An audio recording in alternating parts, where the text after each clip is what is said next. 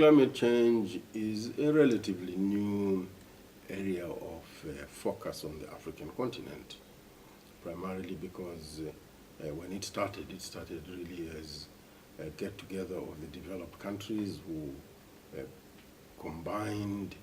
They were responsible for the bulk of the emissions. So the focus on climate change was initially on how to reduce the emissions, and it still is.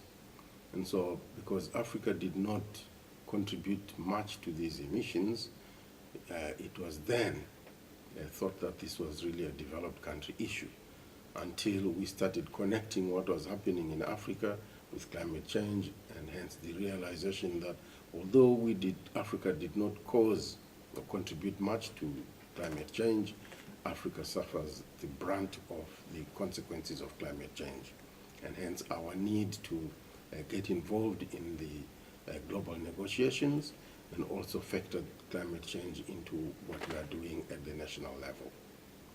So we mobilized ourselves and managed to get some resources from development partners, including the EU, which resources enabled us to, first of all, do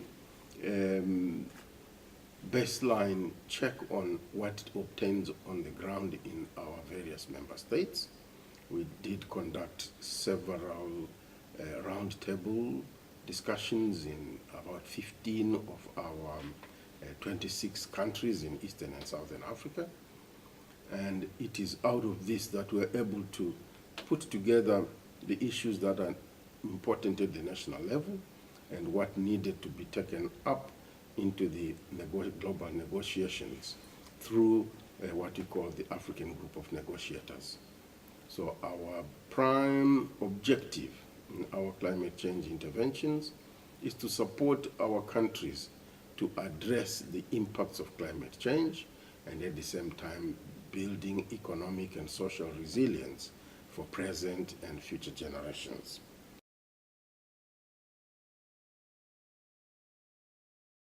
Well, it comes down to the architecture of the climate financing arrangement. I don't want to seem to be creating divisions between adaptation and mitigation, but that's largely the way it's structured.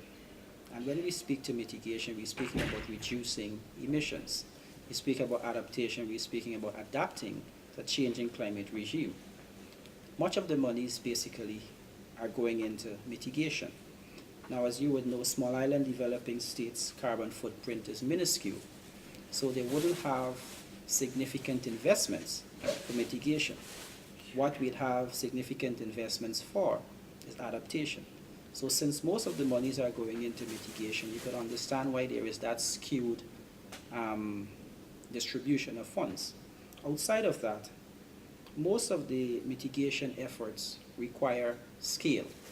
And when we speak of scale, small islands don't have those scale to allow for economies of scale to be derived. So as an investor, you're going to go after where scale is present, such as in your Brazil, your India, your China, your Indonesia, your South Africa. So we keep being left back. And we think that if that's to be addressed, even under the Adaptation Fund and the Green Climate Fund, we would have to be thinking of some way of carving out a niche for small island states, because if not, then the people who need assistance the most are the people who are not going to be getting it.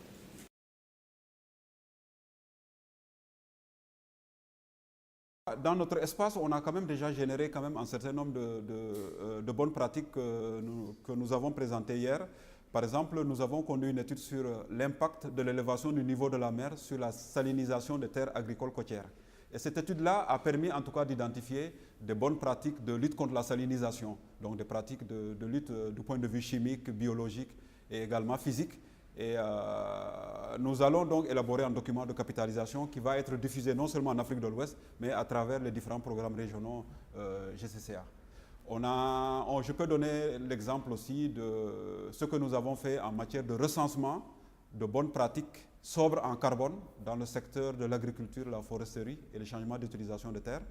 Alors là, il s'agit de bonnes pratiques qui contribuent à l'adaptation au changement climatique, mais également qui contribuent à l'atténuation du changement climatique. Par exemple, nous avons quantifié la réduction de gaz à effet de serre, notamment les quantités de carbone qui sont séquestrées, mais nous avons également analysé comment ces bonnes pratiques contribuent à la génération de revenus des populations.